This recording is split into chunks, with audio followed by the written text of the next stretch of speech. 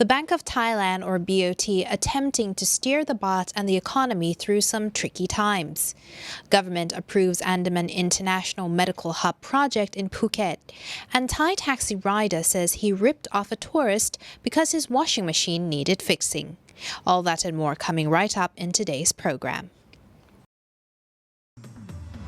Choose your trip to your favorite islands with 5-Star Marine. Go to 5starmarinephuket.com. The Bank of Thailand, or BOT, is attempting to steer the baht and the economy through some tricky times, as the government is apparently out of ideas to jumpstart the economy due to high debt. The responsibility has fallen to the central bank.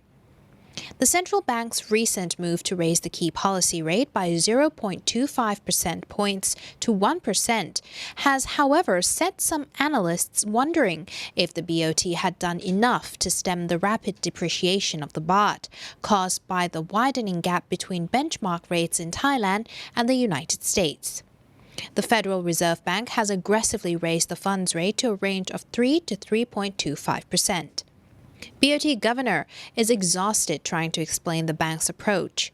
Like the global equity market, the Thai stock market has been highly volatile recently, and the baht fell to below 37 to the dollar, a key psychological barrier, raising fears that it could weaken to 40 per dollar. Analysts warn that the BOT should give priority to the weakening baht rather than solely focusing on inflation. Moving too slowly could lead to higher costs later. The baht has been lost just over 5% in the past month. The dollar has appreciated about 18% this year, while the baht has weakened by 12%, in the middle of the group of currencies that had weakened compared with the Japanese yen, which has dropped by 20%. With observers worried that the baht's depreciation will push up inflation, the BOT governor argued that so far, the far weaker baht has not resulted in inflation. Headline inflation peaked in the third quarter, and it will start to decline, while core inflation, excluding fresh food and energy, will peak in the fourth quarter. According to Traisuri Traisaranakul, Deputy Government Spokesperson, the Cabinet approved a project to build an international medical hub in Phuket yesterday at an estimated cost of about 5 billion baht. When complete, the project is expected to generate about 62 billion baht in annual revenue through medical tourism.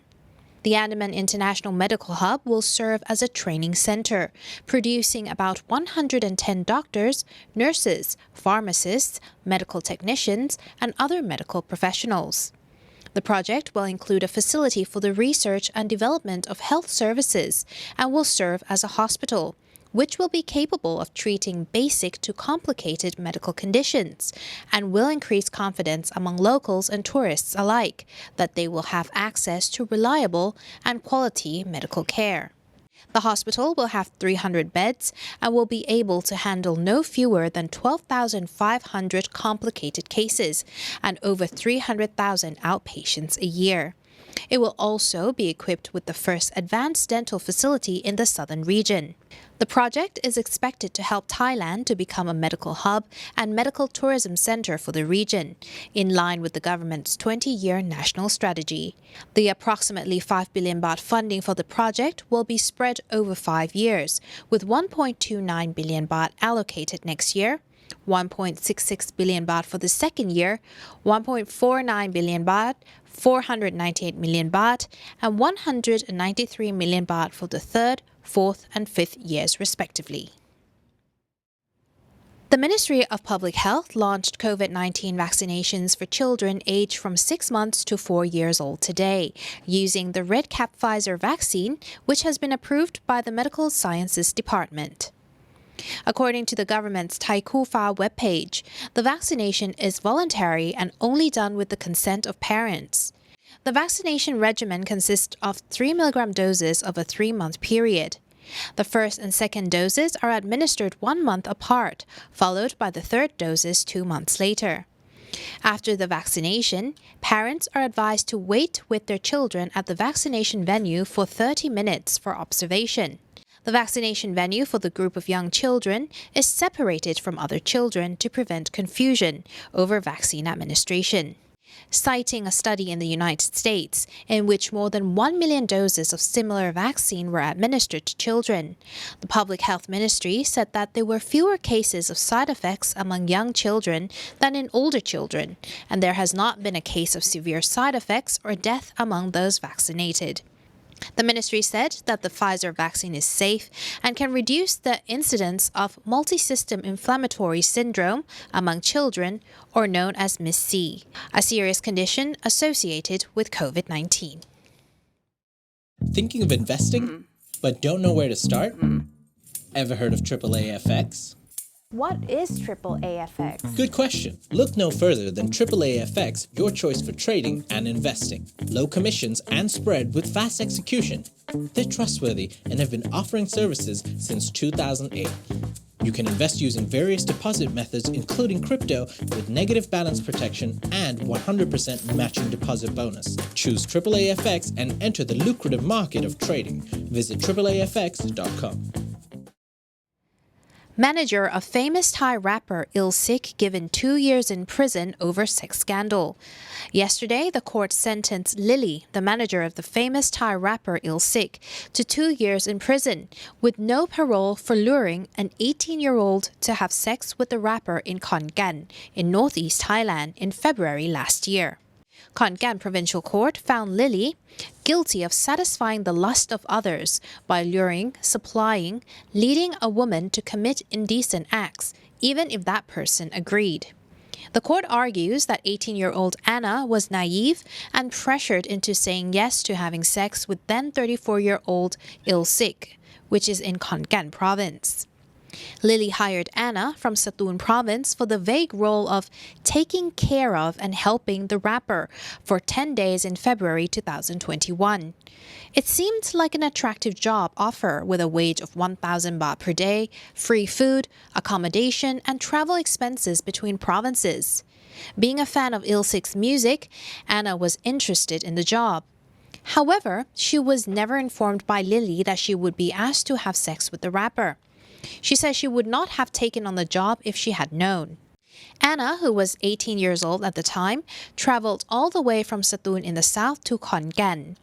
Anna felt forced to say yes to having sex with Il-Sik because she had nowhere else to go and no one else to turn to.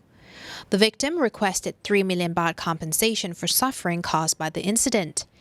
However, her request was denied by the court, which confusingly said she could not be compensated because she voluntarily had sex. Il-Sik had not been charged at all over the scandal. The age of consent is 15 in Thailand, where it is an offense for an adult to have sex with anyone under 18 years old.